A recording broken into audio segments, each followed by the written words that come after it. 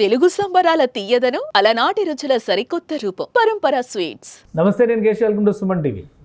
ప్రభుత్వాలు సంక్షేమ పథకాలు అమలు చేసే క్రమంలో నిత్యావసర వస్తువుల గురించి మాట్లాడడం సహజం. అలానే పౌర సరఫరాల శాఖ ప్రత్యేకంగా అదే పని మీద ఉంటుంది. పప్పు, ఉప్పు దగ్గర నుంచి బియ్యం వరకు అన్ని సప్లై చేయడం అనేది సహజంగా కనిపించేటువంటి ప్రక్రియ.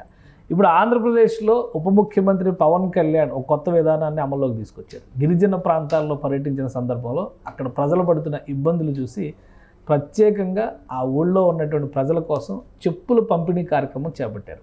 అసలు ఏం జరిగింది, ఎందుకు వీళ్ళందరి కోసం చెప్పులు పంపించాలని పవన్ కళ్యాణ్ అనుకున్నారు, విశ్లేషించే ప్రయత్నం చేద్దాం. మనతో పాటు అనలిస్ట్ చంద్ర శ్రీనివాస్ గారు. నమస్కారం. నమస్కారం అండి. ప్రభుత్వం మామూలుగా అయితే నిత్యావసరాలు సప్లై చేస్తుంది, అది కూడా గిరిజన ప్రాంతాల్లో అంటే చాలా డౌట్స్ ఉంటాయి. మళ్ళీ అది రీచ్ అవుతున్నాయా లేదా, రోడ్డు పైన నడిచేటువంటి కానీ రోడ్లు అసలు రహదారి వ్యవస్థలే ఉండవనేటువంటి అభిప్రాయాలు ఉన్నాయి. పవన్ కళ్యాణ్ గారు ఇప్పుడు 2-3 సార్లు గిరిజన ప్రాంతాల పర్యటనలకు వెళ్ళారు.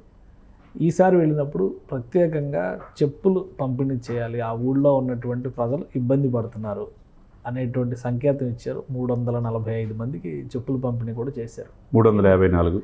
ఏంటి అసలు ఏం జరిగింది అంటే కేశవ్ గారు, నిజంగా మనలో వాళ్ళు కూడా గిరిపుత్రులు కూడా భాగస్వాములే. గిరిజనులు అడవుల్లో ఉంటారు, వాళ్ళు ఈ సమాజానికి దూరంగా ఉంటారు. కానీ మన వాళ్ళే కదా. కాకపోతే 7 దశాబ్దాలు దాటినా వాళ్ళకి సరైన రోడ్లు లేవు.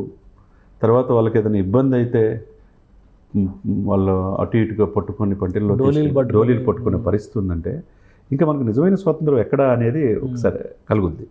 మరి అనేక మంది పాలకులు, ఇప్పుడు పవన్ కళ్యాణ్ గారి కంటే ముందు అనేక మంది ముఖ్యమంత్రులు వచ్చారు, అనేక మంది అటవీ శాఖ మంత్రులు వచ్చారు, పంచాయతీరాజ్ శాఖ, రకరకాల శాఖలు వచ్చారు. కానీ ఎందుకు వీళ్ళ మీద దృష్టి పెట్టలేదు?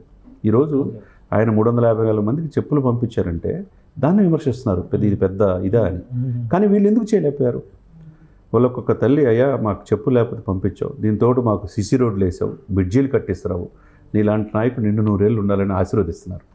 354 మంది కూడా వాళ్ళ సైజును బట్టి వాళ్ళ టీం వచ్చి వాళ్ళ చెప్పులు పంపించడం అంటే మీరు చేయలేకపోయినా ఆయన చేశాడు కదా. అదే సమయంలో ఎందుకు మీరు అన్నట్టు 2-3 సార్లు మన్యం జిల్లా వెళ్ళాడు. అక్కడ అరకు పాడారు, వైసీపీ గెలిచినాయి. అరకు ఎంపీ కూడా వైసీపీ. అక్కడే ఎందుకు వెళ్ళాలా? ఎక్కువగా ట్రైబల్స్ ఉన్నారు, వాళ్ళకి బాహ్య సమాజంలోకి వెళ్ళాలి, వాళ్ళకి అక్కడ అటవీ ఉత్పత్తుల్ని మార్కెట్కి తీసుకురావాలనే ఉద్దేశంతోనే కదా. మరి మీరు అన్నట్టు అల్లూరి సీతారామ జిల్లా, అది గిరిజన ఎక్కువగా ఉండే ప్రాంతం, పెదపాడు గ్రామం, దుబ్రిగూడ మండలం. ఈ సిచ్యువేషన్స్లో ఆయన వెళ్ళి విజిట్ చేసి 2 రోజుల్లో వాళ్ళు అక్కడ పరిస్థితిని బట్టి చూసి చెప్పులు లేకుండా తిరగడం చూస్తే ఏదైనా అయితే ఎవరండి పరిస్థితి? వాళ్ళకి పంపించేదాకా ఈ నాయకులు ఎందుకు చేయలేకపోయారు? మరి ఎందుకు దాదాపు ఇప్పటి వరకు మనకు వచ్చిన సమాచారం ప్రకారం 400 కోట్లు ఖర్చు పెట్టి రోడ్లు కూడా లేకపోతే రోడ్లు వేపిస్తున్నారు. వాళ్ళకి కావాల్సిన ఏందో జీవన ప్రమాణాలు పెంచడానికి అన్ని రకాలుగా ఇది చేసే నాయకుడు ఎవరైనా ఉన్నారా? అంటే అక్కడ నక్సల్స్ ప్రభావం ఎక్కువగా ఉంటుంది. ఆ గిరిజన గ్రామాల జోలికి వెళ్ళడానికి నార్మల్గా రాజకీయ నాయకులు, లోకల్గా గెలిచిన ఎమ్మెల్యేలు కూడా వెళ్ళరని చెప్పి భయపడతారు. పవన్ కళ్యాణ్ గారు పదే అక్కడ పర్యటించడం అనేది సెక్యూరిటీ పరంగా ఇబ్బంది ఏముండదా?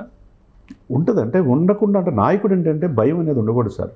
ప్రజల సేవకుడిగా ఉండాలి తప్పితే ఏదో లగ్జరీస్ జీవితం గడపడానికి కాదు. ఇక్కడ ఏసీ కార్లు తిరుగుతా హ్యాపీగా గెలిపించారు కానీ విజయోత్సవాలు చేసుకోవట్లే. ఆయన డే 1 నుంచి చూసుకుంటున్నారు.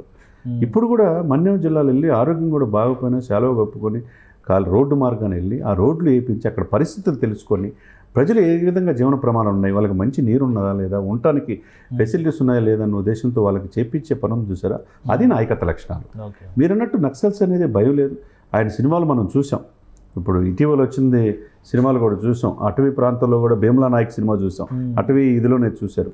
వాళ్ళకి సంరక్షకుడు ఏ విధంగా ఉన్నాడు సినిమాలో చూపించడమే కాదు, నిజ జీవితంలో ఈరోజు 354 మంది చెప్పులు పంపించడమే కాకుండా వాళ్ళకి సీసీ రోడ్లు వేసి వాళ్ళకి నగరాలకి ఆ యొక్క మారుమూల ప్రాంతాలకి కనెక్టివిటీ పెంచి, ఒకప్పుడు ప్రధానమంత్రి గ్రామీణ సడక్ యోజన అని అటల్ బిహారీ వాజ్పేయి గారిని చెప్పుకుంటాం, ఇది గ్రామాలకి పట్టణాలకి కనెక్టివిటీ ఇచ్చేసి అటువంటి మహానుభావుడు ఇప్పుడు చెప్పుకుంటాం. ఇప్పుడు మరి 7 దశాబ్దాలైన ఆ గిరిజన గ్రామాలకి ఎందుకు మెరుగైన సదుపాయాలు ఆయా ప్రభుత్వాలు కల్పించలేకపోయినాయి? ఈ అటవీ శాఖ, ఈ గ్రామీణ శాఖ, ఈ డిప్యూటీ సీఎం గారు పవన్ కళ్యాణ్ గారు వచ్చిన తర్వాత చంద్రబాబు నాయుడు గారికి ఉన్న ప్రోత్సాహం, ఈయనకున్న చొరవతో ఆ గ్రామాలు ఎందుకు సస్యశ్యామలంగా అవుతున్నాయి అనేది విమర్శనవాదులు కూడా చెప్పాల్సిన అవసరం, ఆలోచించుకోవాలి.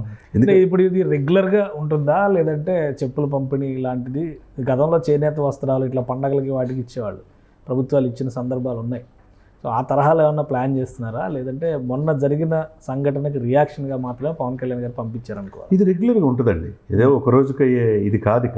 వాళ్ళకి ఇక్కడ మెరుగైన సదుపాయాలు కల్పించడం, వాళ్ళ జీవన ప్రమాణాలు పెంపొందించడం, వాళ్ళకి అన్ని రకాలుగా మిగతా సమాజంలో మనం ఎట్లయితే రోడ్లు ఉన్నాయి, కనెక్టివిటీ ఉన్నాయి, పార్కులు ఉన్నాయి, బ్రిడ్జీలు ఉన్నాయి, హ్యాపీగా ఉంటున్నాం. కానీ అక్కడ వాళ్ళకి అవి లేవు, కనీస సౌకర్యాలు లేవు. కనీసం ఒక basic needs sir. Basic needs ఎవరైతే కల్పిస్తారో వాళ్ళనే ప్రజలు గుండెల్లో పెట్టుకుంటారు.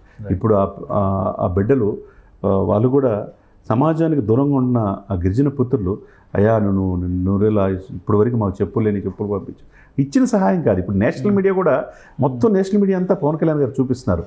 ఎవరు కూడా కాన్సన్ట్రేట్ చేయని ఆ ప్రాంతం వెళ్ళి వాళ్ళకి పంపించి వాళ్ళకి ఏం కావాలో ఇచ్చినట్టు చూసారు. అది నాయకుడు అంటే అని వాళ్ళు ప్రశంసిస్తున్నారంటే దాన్ని బట్టి డిప్యూటీ సీఎం గారు చొరవ ఇదేదో వాళ్ళకి వెళ్ళి గ్రామాల 2 రోజుల పర్యటనలో భాగంగా చెప్పులు పంపించడమే కాకుండా ఇది నిరంతర ప్రక్రియలాగా వాళ్ళకి ఏది కావాలో ఇచ్చే అవకాశాలు ఆయన చేసే పనులు బట్టే మనకు అర్థమవుతుంది. రైట్. థ్యాంక్ యూ చంద్ర శ్రీనివాస్ గారు. ఇది పవన్ కళ్యాణ్ గారు గిరిజన ప్రాంతాలపైన ప్రత్యేకమైనటువంటి ప్రేమ కనబరచడం అనేది ఆ ప్రాంత ప్రజలను కూడా పులకింపజేస్తుందని చంద్ర శ్రీనివాస్ గారు విశ్లేషిస్తున్నారు. అక్కడ అవసరాలు తెలుసుకుని కనీస వనరుల కల్పనతో పాటు చెప్పుల విషయంలో జరిగినటువంటి కొన్ని అనుభవాలు చూసిన తర్వాత వాటిని కూడా పంపిణీ చేయాలని డిప్యూటీ సీఎం నిర్ణయించారు. అందులో భాగంగానే ఈ పంపిణీని చేపట్టారని విశ్లేషిస్తున్నారు. ఇది special discussion. Keep watching. Suman టీవీలో మీ పర్సనల్ అండ్ బిజినెస్ ప్రమోషన్స్ కోసం కింది నెంబర్కి కాంటాక్ట్ చేయండి.